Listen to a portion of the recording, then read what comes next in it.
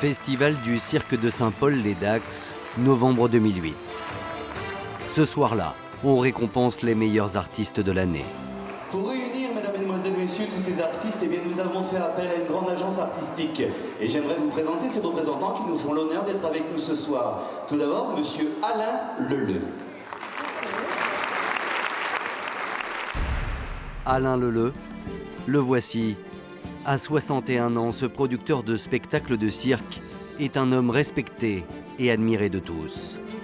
Un homme d'affaires richissime qui ne se doute pas que dans quelques mois, sa vie va basculer.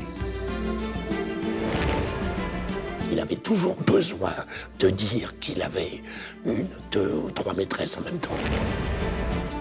Il avait une réputation de fêtard. J'ai connu Alain Leleu par le biais d'un site internet.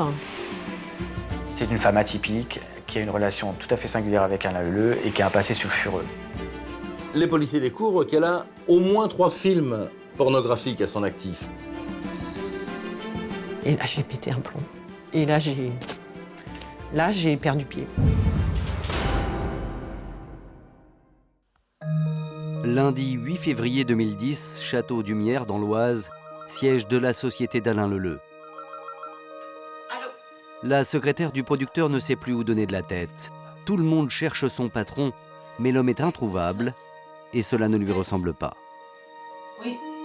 Si vous voulez, c'est un homme d'affaires, on sait toujours où il passe sa vie au téléphone et il ne se passe pas 37 secondes sans qu'il passe un coup de fil. Son boulot, en gros, c'est de trouver des spectacles et de les vendre, de les fabriquer et de les vendre. La secrétaire d'Alain Leleu a appelé la terre entière et personne dans son entourage n'a de nouvelles. Même son meilleur ami, Jean-Claude Toussaint, un agent immobilier de 63 ans. Effectivement, il y avait de quoi penser au pire, parce que c'était tout à fait anormal qu'il reste 2 jours, 3 jours sans téléphoner. Il pense qu'il lui est arrivé quelque chose de grave parce qu'il a une vie, il dort pas beaucoup, il fait des centaines de milliers de kilomètres par an. Il y avait un peu cette fatalité de dire un jour, il arriverait quelque chose.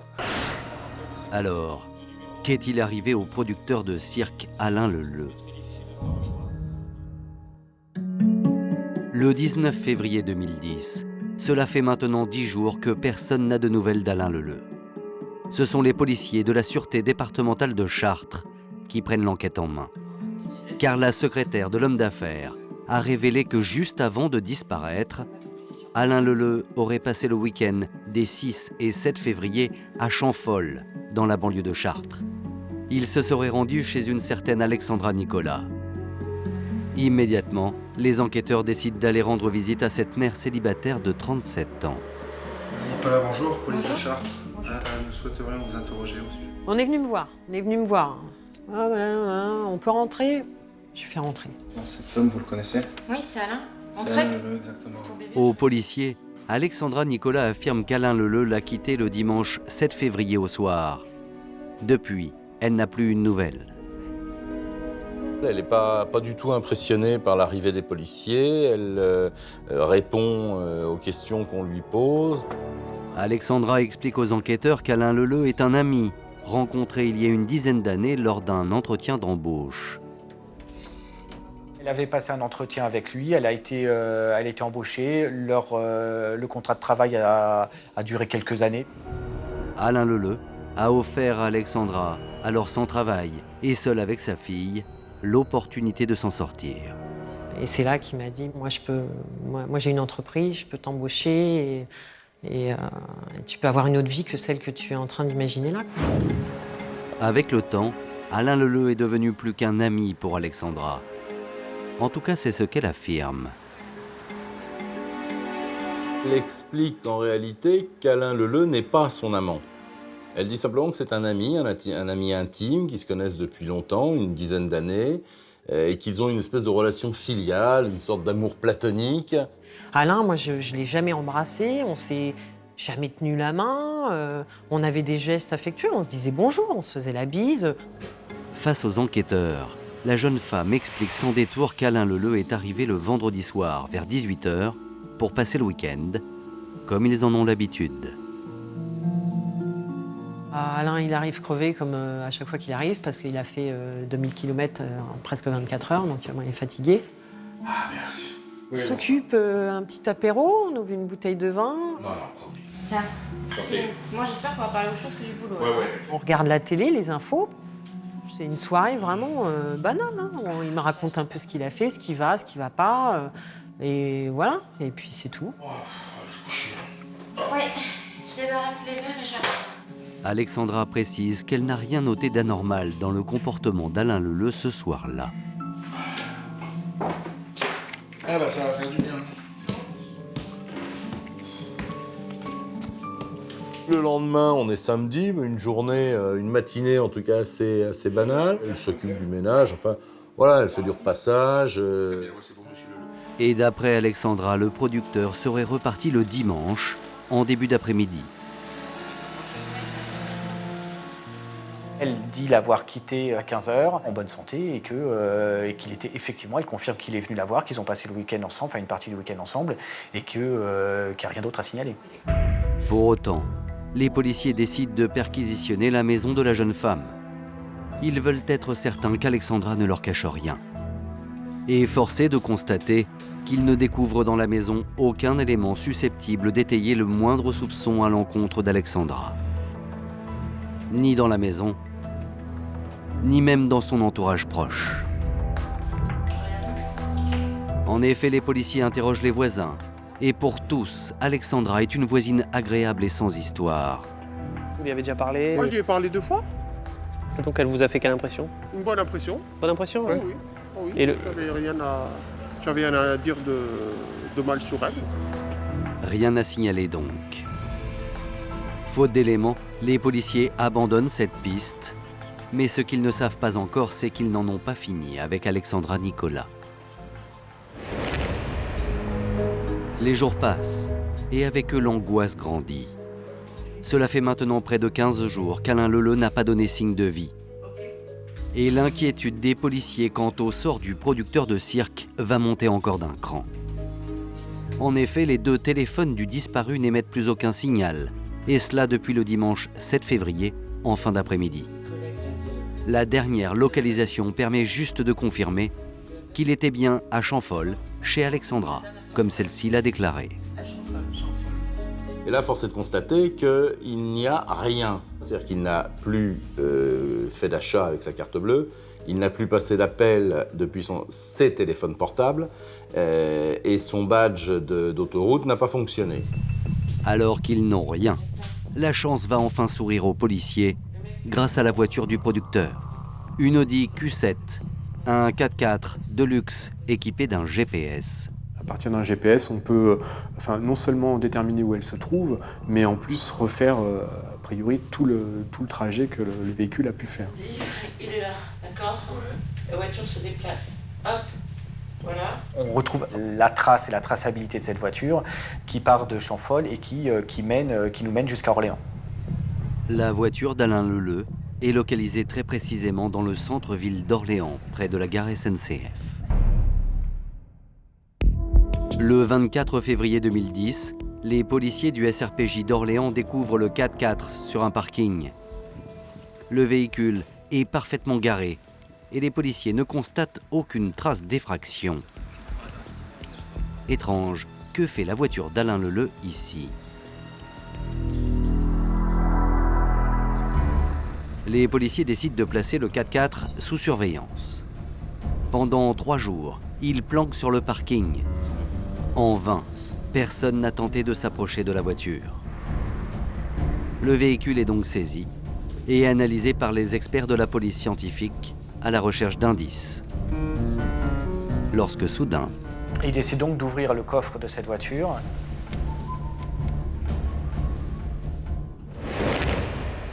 Là, ils font la macabre découverte. Le corps d'Alain Leleu gît dans le coffre, enveloppé dans un drap rose. Le froid l'a conservé et empêché toute odeur pestilentielle. Le producteur de cirque a donc été assassiné. L'autopsie du corps va permettre de déterminer les causes de la mort. Alain Leleu a été étranglé. Des marques de griffures sont retrouvées à l'arrière de ses 2 mollets, ce qui signifie probablement que son corps a été déplacé. Le cadavre a été bougé et sans doute dans un laps de temps assez éloigné de la mort. Le 26 février 2010, le parquet ouvre une information judiciaire pour homicide volontaire. L'enquête est confiée à la brigade criminelle d'Orléans et prend alors une toute autre ampleur. Des moyens d'investigation très importants sont mis en place. On a découvert un corps, il s'agit de trouver rapidement qui est le meurtrier. Mais qui avait des raisons d'en vouloir à Alain Leleu au point de le tuer? Pour le savoir, les policiers vont alors s'attacher à fouiller sa vie. Et ce qu'ils vont découvrir va vite leur faire comprendre que bon nombre de personnes auraient pu souhaiter sa disparition. Il s'intéresse à l'entourage d'Alain Leleu, donc qui est décrit comme quelqu'un d'assez particulier, avec un caractère très très tranché, qui ne s'est pas fait que des amis, loin s'en faut, tout au long de sa vie, de son évolution professionnelle. Alain Leleu, un autodidacte à la réussite fulgurante. Passionné par le cirque et sans aucun diplôme, cet homme va parvenir à s'enrichir rapidement grâce à une idée toute simple: concurrencer les grandes familles du cirque français. Au début des années 80, Alain Leleu crée le Music Art Show, une société de production de spectacles de cirque. Alain Leleu a une réussite insolente. 4 millions d'euros de chiffre d'affaires. Il y avait la soif de réussir, la soif d'être connu. Vous savez, il avait ce côté artiste, ce côté cabot. Sous son chapiteau, des artistes du monde entier se produisent. Il s'est placé régulièrement en Bulgarie, en Hongrie, en Russie, pour voir et pour signer les contrats avec ces artistes. Et il était certainement dans ce métier-là qu'il le connaissait le mieux. L'un des meilleurs, oui, sans aucun doute. Il aimait le cirque, il aimait les circassiens, il aimait le cirque. Forcément, ce que ça lui rapportait aussi. Alain Leleu installe le siège de sa société dans les appartements luxueux du château d'Humières dans l'Oise. Mais si son entreprise brille de mille feux, en coulisses, c'est une autre histoire. Son filleul, Florent, qui a travaillé quelques mois avec son parrain, n'est pas prêt d'oublier cette expérience. Il est arrivé avec une liste de 500 noms qui m'a donné sur la table et puis en disant tiens, débrouille-toi avec ça, t'as 500 entreprises à démarcher et puis maintenant prends-moi des rendez-vous quoi. Exécution. Et dépêche-toi, allez, dépêche-toi. Et te trompe pas, hein. Pas comme la dernière fois, parce que sinon ça va barder. Hein. C'est un peu le chef de clan d'une tribu qui lui doit un peu soumission. Après le numéro que t'as fait, tu oses rentrer ici et me demander ta paye? Il me disait, faut être dur avec eux si t'es trop gentil copain, ça va pas. Un homme extrêmement passionné, fort en gueule, un peu tyrannique, qui s'exprime parfois de manière un peu abrupte avec ses salariés, ses employés. Sinon je vais faire un malheur. On pouvait se dire de lui, mince, disons qu'Alain, quoi, en quelque sorte. Et puis à côté de ça, mince, se dire, disons qu'il est génial, quoi, parce que il avait cette double personnalité, quoi. Effectivement, l'ange d'un côté, le démon de l'autre. Donc forcément, c'est un homme qui génère de la sympathie pour certains, mais aussi beaucoup d'animosité pour d'autres. Au fil des témoignages, se dessine le portrait d'un homme pour qui le prix de la réussite se mesure au nombre de ses ennemis. À commencer par ses concurrents, à qui il livre une guerre impitoyable. Les hommes de la brigade criminelle vont donc dans un premier temps privilégier la piste d'une rivalité professionnelle. Et dans cette hypothèse, ils ont un type qui sent bon, comme on dit, hein. Un certain Michel Delaruelle, présenté comme l'ennemi juré d'Alain Leleu. Un homme qui lui aussi est producteur de spectacles et qui pouvait avoir intérêt à éliminer son rival. Dès la disparition d'Alain Leleu, le monsieur Delaruelle se précipite sur son téléphone pour essayer de sortir des contrats qui normalement étaient destinés à Alain Leleu. Une fois qu'il apprend la mort d'Alain Leleu, il débauche et il téléphone à chaque client pour essayer de les récupérer. À partir de cet instant, les enquêteurs vont prendre très au sérieux la piste d'une vengeance professionnelle. 17 mars 2010, locaux de la police judiciaire d'Orléans. Il est 9h lorsque l'interrogatoire de Michel Delaruelle, âgé de 50 ans, commence. Commencé ensemble, tu travaillais avec lui au départ. Et c'est qui pourquoi là Je suis interrogé parce que tout le monde dit que je suis le suspect numéro 1, en fait. Des bêtises, c'est pas vrai. Et Michel Delaruelle va vite comprendre qu'il a tout intérêt à collaborer. L'interrogatoire est assez cossu quand même. Un qui rentre, un qui sort, deux qui restent, un qui rentre, d'autres qui sort, des questions différentes, des questions avec des synonymes. Les questions pleuvent, mais rien n'y fait. Michel Delaruelle reste imperturbable. Il nie farouchement les faits qu'on lui reproche. Il affirme haut et fort qu'il n'a rien à voir avec la mort d'Alain Leleu. On n'élimine pas son concurrent parce qu'on se partage 300 clients, même si ça représente 3 millions d'euros de chiffre d'affaires. Et les policiers vont avoir la preuve que Michel Delaruelle dit vrai. Car l'homme a un solide alibi. Il était en vacances au ski au moment des faits. Il a prouvé par son alibi qu'il n'était pas possible qu'il ait une responsabilité dans la mort d'Alain Leleu, et du coup la piste s'effondre. Alors, si ce n'est pas un rival professionnel, qui a tué Alain Leleu? Faute d'éléments, les hommes de la brigade criminelle d'Orléans vont passer un appel à témoins dans la presse locale. On ne sait jamais, quelqu'un a peut-être vu ou entendu quelque chose qui puisse orienter leurs recherches.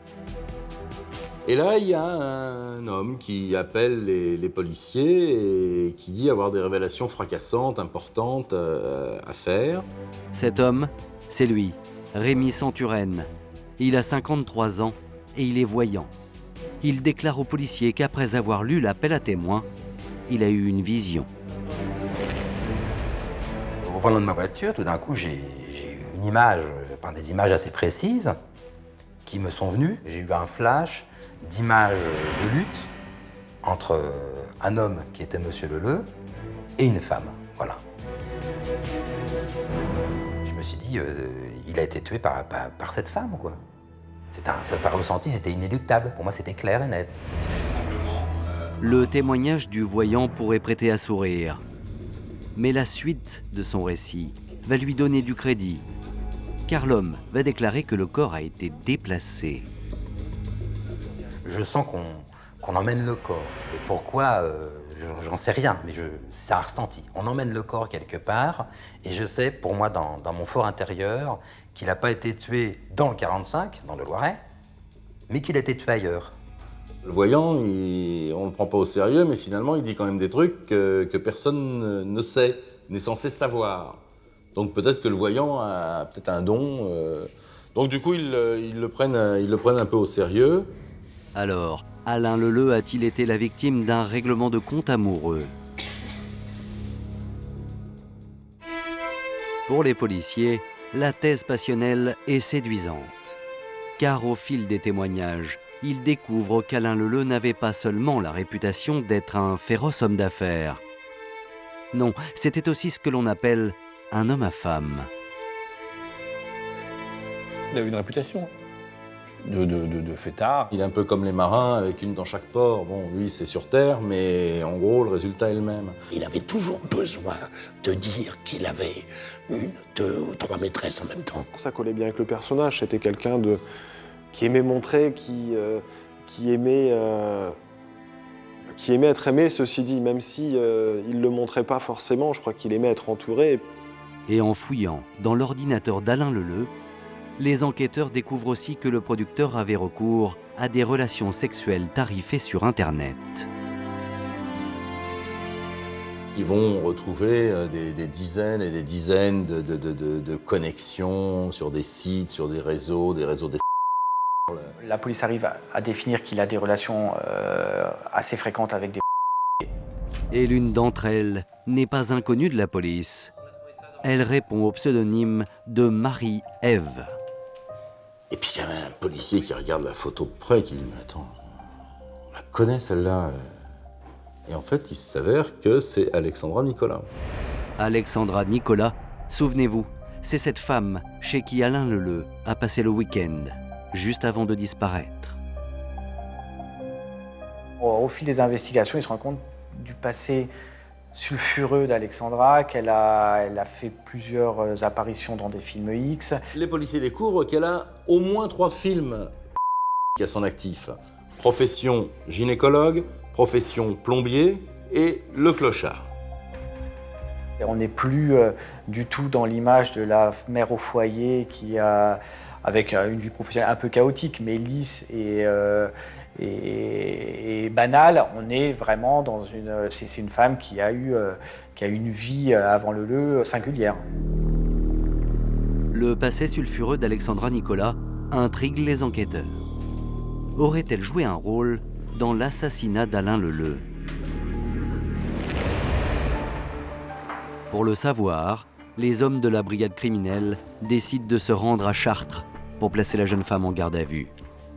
Les enquêteurs sont bien décidés à passer Alexandra Nicolas sur le grill. Les policiers disent, bon, elle se fout de nous depuis le début, celle-là, on va la reprendre et on va lui expliquer qui on est. Hein. La jeune femme doit s'expliquer sur son passé, en commençant par ses apparitions dans des films X. Et Alexandra va se prêter au jeu des enquêteurs, sans opposer la moindre résistance. Je mets surtout un petit peu aux abois, donc plutôt que d'aller tout simplement voir mes parents et leur dire voilà, j'ai une période difficile, bon c'est bon. De fil en aiguille, on rencontre des gens de la nuit. Bon, les gens de la nuit, il y en a des très bien, il y en a des moins bien. Et puis voilà, j'avais une copine à l'époque qui m'avait dit bah ouais, je fais des petits films et tout. Et la fin a justifié le passage à l'acte, quoi. Et si Alexandra a caché cet épisode de sa vie, ce n'est pas par hasard. Elle savait pertinemment que cela la desservirait. J'ai fait quelques films sur 3 mois et c'est tout dans ma vie.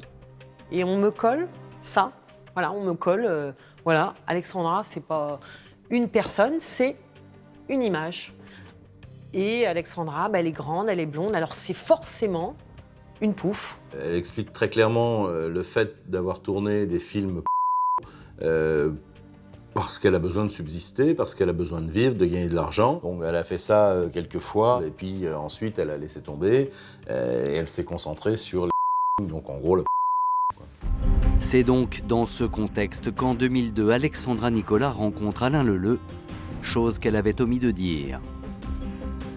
J'ai connu Alain Leleu il y a une dizaine d'années, par le biais d'un site internet sur lequel il était inscrit, qui, comment dirais-je, permettait de mettre en relation des... C'est comme ça que j'ai connu. Donc on s'est donné rendez-vous, enfin il m'a donné rendez-vous un jour, je m'y suis rendue et c'est là que j'ai fait sa connaissance au restaurant. Et Alain Leleu s'avère être un client pas tout à fait comme les autres. Il m'a pas regardé comme un monsieur qui attendait quelque chose. Alexandra est à l'aise avec Alain Leleu. Elle s'épanche, raconte sa vie et l'homme d'affaires semble bouleversé.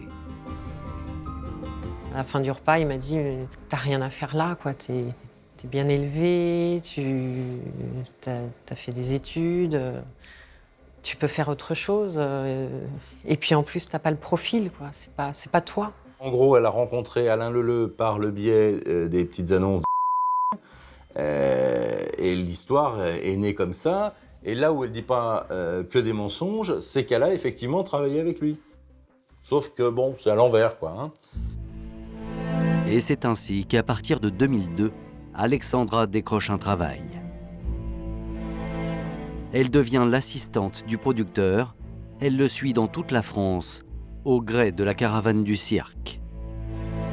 Je suis allée sur les spectacles, il m'a donné parfois des missions, souvent les photos, parce que moi j'adore la photo.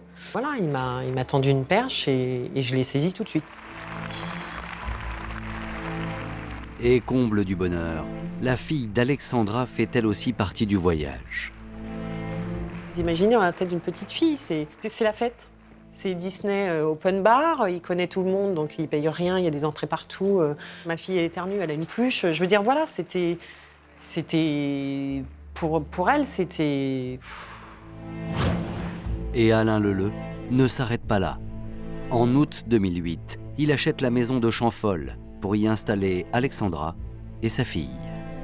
Alors, la maison de Champfolle, c'est moi qui l'ai choisie parce qu'en fait, je voulais habiter pas loin de mes amis et puis des enfants. Voilà, je voulais rester dans ce quartier-là parce que voilà, c'était bien. C'est une maison qui avait été estimée à 240 000 €, qui a été achetée cash par Alain Leleu. Une maison de 240 000 €, des cadeaux, une voiture, des vacances au bout du monde. Rien ne semble trop beau pour Alexandra et sa fille.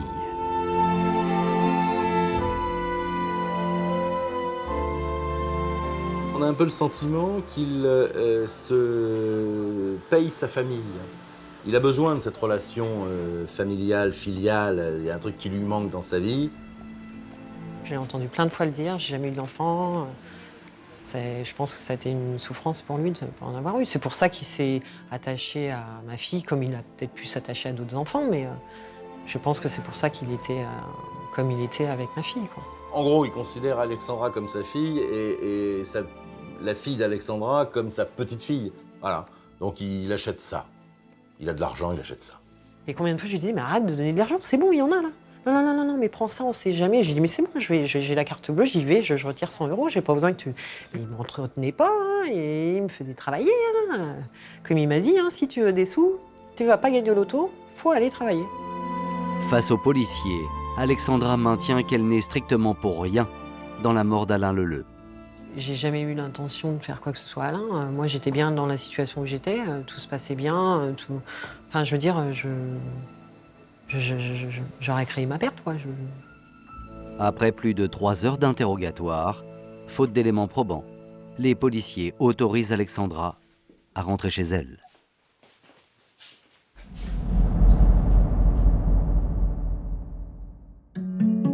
Pour autant, aux yeux des policiers, elle n'est pas lavée de tout soupçon, bien loin de là. Car selon les proches du producteur, et contrairement à ce qu'affirme Alexandra, ces derniers temps, sa relation avec Alain Leleu n'aurait pas été idyllique. Il découvre aussi que la relation entre M. Leleu et Alexandra était sans doute pas au beau fixe ces derniers mois, que M. Leleu parlait de séparation. Une séparation qui aurait sans doute fait perdre à Alexandra la maison de Champfolle, alors qu'en cas de décès d'Alain Leleu, la donne aurait été radicalement différente. Les policiers vont découvrir un testament. En cas de décès d'Alain Leleu, c'est Alexandra Nicolas qui hérite de la maison. À partir du moment où elle est couchée sur le testament, ils peuvent se dire qu'elle a un intérêt financier à sa disparition. À partir de cet instant, les policiers vont tout faire pour confondre Alexandra Nicolas. Ça devient la suspect numéro 1 dans cette affaire. C'est une femme atypique qui a une relation tout à fait singulière avec Alain Leleu et qui a un passé sulfureux. Immédiatement, Alexandra et son entourage sont placés sur écoute téléphonique.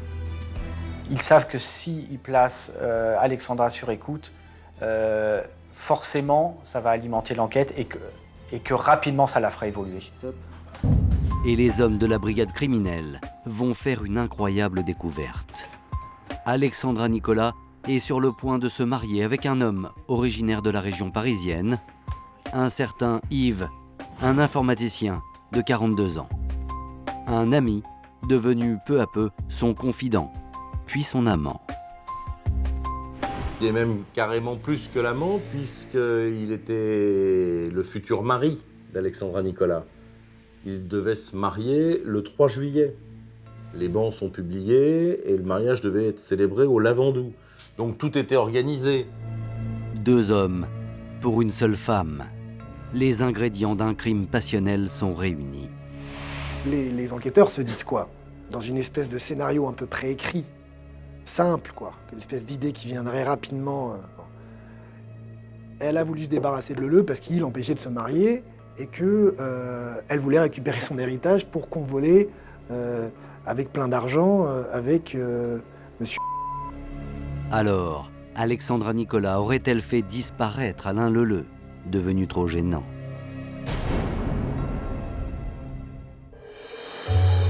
Les enquêteurs vont alors se focaliser sur ce week-end à l'issue duquel Alain Leleu a disparu. Grâce à l'analyse de la téléphonie du producteur, d'Alexandra et d'Yves, ils élaborent le début d'un scénario criminel que voici. Le vendredi 5 février 2010, de façon certaine, Alain Leleu arrive chez Alexandra vers 18h, comme celle-ci l'a toujours déclaré. Depuis le domicile de la jeune femme, il passe de nombreux appels téléphoniques, et ceci jusqu'à la nuit.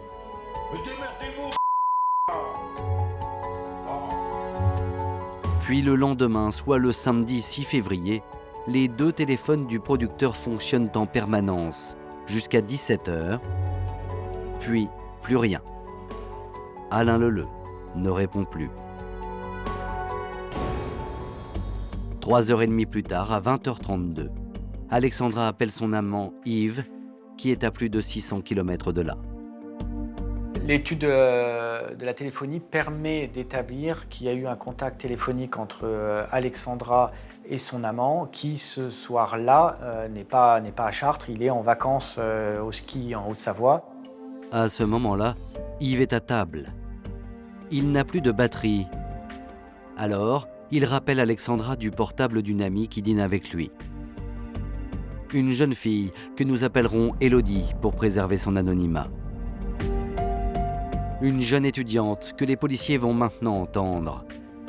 Elle leur explique que le comportement d'Yves a subitement changé après l'appel téléphonique d'Alexandra. Allô ? Il reçoit un coup de fil, il s'éloigne, il retrouve ses amis, qu'il le trouve livide et il explique à ses amis que c'était Alexandra, qu'il y a eu un problème et qu'il programme un retour immédiat sur Chartres. Il a pris congé tout de suite, alors qu'ils étaient tranquillement en train de dîner. Donc elle en a déduit tout naturellement qu'il s'était passé quelque chose de grave, mais sans en savoir, sans en connaître la nature. C'est pas « Ah tiens, j'ai très envie d'aller voir mon amoureuse, elle me manque trop, allez, buvons un dernier verre et puis après j'y vais, j'ai hâte de la retrouver ». C'est pas du tout Yves au moment où il quitte la station de ski. Yves prend alors la route en pleine nuit. Il recharge probablement son téléphone pendant le trajet, puisque c'est ainsi que les policiers vont retrouver sa trace, qui les mène jusqu'au domicile d'Alexandra Nicolas. Le lendemain matin, le même portable qui avait été joint en Haute-Savoie, il a voyagé dans la nuit puisqu'il se trouve sur les bornes proches de Chartres. Il fait 7 heures de route en pleine nuit, juste aller la voir, ce qui paraît complètement invraisemblable. Alors, pourquoi Yves a-t-il rejoint en catastrophe Alexandra Nicolas le jour même où Alain Leleu n'a plus donné de ses nouvelles? Si les enquêteurs ont maintenant un début de scénario, un mobile et de forts soupçons, ils n'ont aucune preuve matérielle. Il leur faut donc des aveux. Le 1er juin 2010, soit 4 mois après la découverte du corps d'Alain Leleu, les hommes de la brigade criminelle d'Orléans décident d'interpeller Alexandra Nicolas pour la faire craquer. Et là, j'ai compris en voyant par la fenêtre qu'il y avait beaucoup trop de voitures devant chez moi. Vous mettez en garde à vue dans l'affaire de la disparition et du meurtre d'Alain Leleu. Là, ils m'ont expliqué la garde à vue. Bon. Ça fait 3 fois qu'elle est entendue, placée en garde à vue, etc. Et elle s'en sort à chaque fois. Vous avez toujours rien à nous dire sur Alain Leleu? Le dernier espoir des policiers, c'est vraiment de mettre une méga pression pour l'avoir à la psychologie. Vous êtes une menteuse. Ils ont fait leur travail, mais bon, ils auraient pu se passer toutes leurs petites sous-entendus. Ça va la baraque, ça va la bagnole. Ah, on se la pète, hein, chanfol. Des allusions bien pourraves, quoi. Toujours rien à nous dire sur la rencontre avec Alain Leleu? Il est pas là, monsieur. Il dort pas là. Ouais. Oui, c'est vrai que ça vous met en condition pour être super sympa avec eux et ça sent pas la copinerie, quoi. Avec ce qu'ils savent, les policiers espèrent obtenir rapidement des résultats, mais ils vont tout aussi vite déchanter. Car selon Alexandra, le producteur n'a jamais voulu mettre fin à leur relation. En tout cas, moi, il m'a jamais dit je vais te plaquer, je vais te laisser tomber comme une et tu vas retourner dans... Je sais pas, il m'a jamais dit ça, quoi.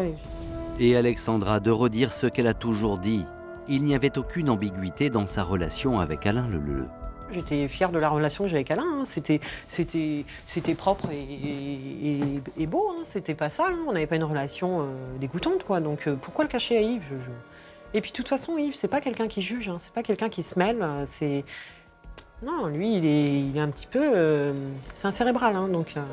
Là, elle balaye ça d'un revers de manche en disant non, pas du tout, moi j'ai pas de relation sexuelle avec Alain Leleu, donc ça le gênait pas, ça gênait personne, les deux se connaissaient leurs existences réciproques et ils s'entendaient plutôt bien, en tout cas ça ne posait pas de problème. Alexandra réfute tout mobile passionnel, reste le mobile financier. Même si Alain il avait décidé de ne plus m'avoir dans sa vie, je veux dire, voilà, j'aurais repris un appart comme j'avais. Et puis, du boulot, j'en ai toujours trouvé. Alexandra a réponse à tout. Le bras de fer entre elle et les hommes de la brigade criminelle d'Orléans ne fait que commencer. Il m'emmène avec les menottes. Hein,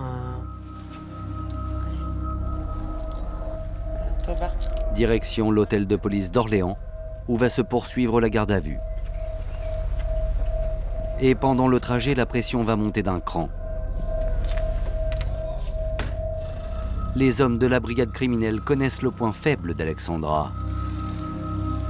Ils vont appuyer là où cela fait mal. Il me met la pression, il s'assoit derrière avec moi. Hein. Vous allez vous amuser à nous prendre pour des pendant encore longtemps? Il me dit, vous êtes très forte. Il m'a dit, franchement, vous êtes très forte. Il m'a dit, c'est fini. Hein. Je vais vous plier. Et il me dit, vous savez comment je vais vous plier? Eh ben, votre fille. Qu'est-ce que vous voulez qu'elle devienne, cette petite? Elle finit à la DAS, elle retourne avec son père? Sujet tabou, quoi. Donc déjà, je dis, waouh, ils sont durs. Et je regarde dehors et il me dit, vous allez voir, Madame Nicolin, vous allez parler. Et Alexandra n'est pas au bout de ses peines, car au commissariat l'attend une très mauvaise surprise.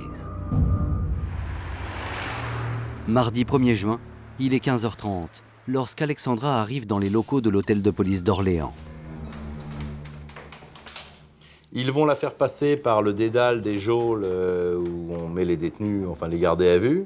Et lorsqu'elle passe, et ils le font exprès, devant cette rangée de cages... Je vois une geôle numéro je ne sais plus combien, avec marqué en rouge, Yves, homicide volontaire, grand point d'exclamation. Et là, je me dis, putain, mais il a rien fait, quoi. Il n'y a pas à marquer homicide volontaire, quoi. Et je me dis, Yves, il est là, dans le couloir. Là. Et là, elle aurait pris un coup de poing dans la figure, je pense que ça lui aurait fait à peu près le même effet. Et elle se dit, mais là, c'est la fin du monde, quoi. Là, ils ont trouvé la solution. Le policier qui l'interroge sent qu'Alexandra est ébranlée. Il renforce alors son emprise sur la jeune femme. Et c'est là qu'il a voulu qu'on passe par les escaliers colimaçons tous les deux. Et c'est là qu'il m'a mis la pression. Excusez-moi la parole, La pression glauque, hein. Vous savez, de l'homme qui se colle à ça de votre bouche, qui pue de la gueule et qui vous dit vous faites moins la farouche d'habitude. Hein. Ah, vous faites moins la maline. Hein. Mais il m'a dit vous allez cracher hein, quand même, parce que il m'a dit vous allez parler de toute façon. Donc on va descendre là, mais arrêtez de faire la maline parce que moi je rigole plus. Il m'a impressionné côté méchant, quoi, un coup gentil, un coup méchant. Et puis là, il m'a payé une clope, hein. J'avais pas fumé depuis pouf. Et puis il m'a dit, bon alors qu'est-ce qu'on fait? Je lui ai dit, vous me laissez réfléchir, me reposer un peu l'esprit. Et je lui ai dit, je vous parlerai tout à l'heure.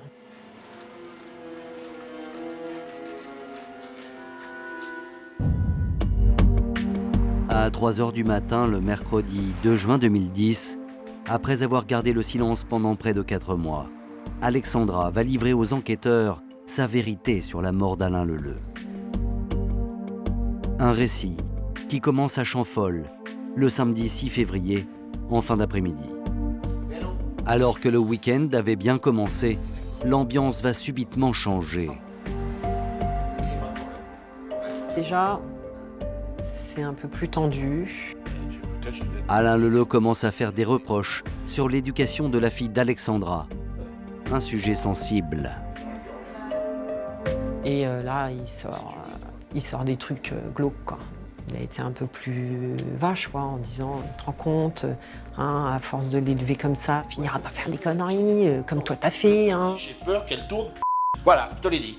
Moi, ça me fait de la peine parce que Je veux épargner à ma fille ce que moi, je me suis fait. Donc, j'ai pas envie qu'on me dise que c'est ce qu'elle va faire, parce qu'à ce moment-là, j'ai vraiment échoué, quoi. Et là, voilà, ça, je me fâche et je lui dis, mais Il lui aurait reproché ces films. Il lui aurait reproché d'avoir été plus ou moins. Et puis il s'en prend à sa fille qui a 10 ans, en disant de toute façon ta fille elle finira comme toi à coucher avec des hommes dans des conditions que je ne vous décrirai pas. Mais c'est comme ça qu'elle va finir sur le trottoir à fréquenter n'importe qui. Et là, j'ai pété un plomb. Et là, j'ai perdu pied. Là, j'ai pas supporté. J'ai pas pu le digérer. Je voyais qui est une petite fille qui est mignonne, qui est bien élevée. Et je voyais ce que moi, j'avais traversé. Je voyais que lui, il disait qu'elle aurait ça. Et ça, j'ai pas supporté. J'ai pas supporté et j'ai saisi la ceinture que j'avais dans les mains, je suppose, puisque je repassais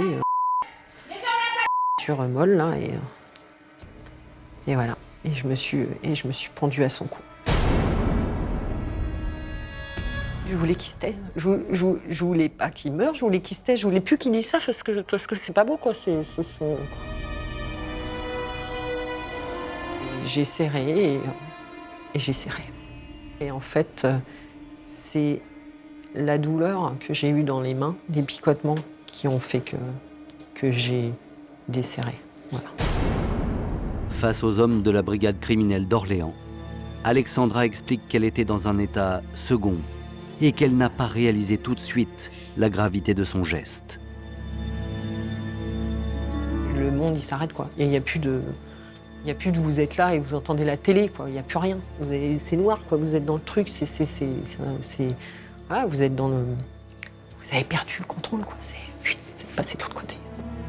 Alexandra explique ensuite qu'elle serait restée un long moment prostrée dans la cuisine, en état de choc. J'ai peur. J'ai peur de ce que j'ai fait, j'ai peur... Et puis là, j'ai les idées qui viennent, quoi. Je me dis, qu'est-ce que je fais? Il est mort. J'appelle les pompiers, j'appelle pas, Et je pense à... Et je me dis... Mais qu'est-ce que j'ai fait tout de suite, quoi? Je visualise Je visualise ce qui va se passer, que je vais la perdre. Parce que je suis responsable de la mort d'Alain et que je vais la perdre. Alexandra raconte qu'elle serait restée ainsi 3 bonnes heures avant d'appeler à l'aide Yves, son amant. Allô, Yves. C'est Alex. Il décroche et beaucoup de bruit. Et je lui dis, c'est passé un drame, quelque chose de grave. Entre 2 sanglots, je lui dis, Alain, il est mort. Il me dit quoi? Et je lui répète, je lui dis, Alain, il est mort. Et il me dit, au final, touche à rien, j'arrive.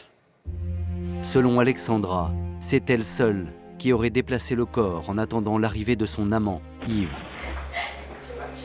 Le lendemain, il va comprendre qu'il est bien trop tard pour appeler la police. Le délai raisonnable était passé depuis longtemps. Il y a une nuit entière qui est passée, elle a bougé le corps. Ils ont conclu qu'il fallait continuer comme ça. Toujours selon Alexandra, ils auraient alors chargé ensemble le corps dans la voiture d'Alain Leleu et auraient décidé d'attendre la nuit pour prendre la route. Alexandra affirme être au volant du 4x4, alors qu'Yves l'aurait suivi dans un autre véhicule. C'est moi qui prends le véhicule, parce qu'à ce moment-là, je prends conscience de ce qu'on fait. Et j'ai dit à Yves, il m'a dit, non, je lui dis, c'est moi.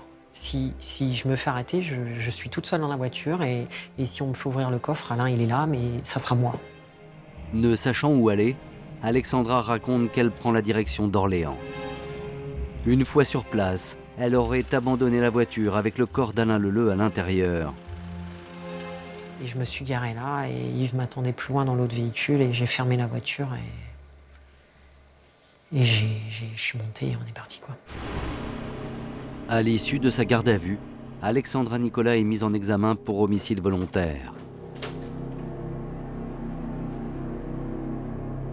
Elle est incarcérée à la maison d'arrêt d'Orléans.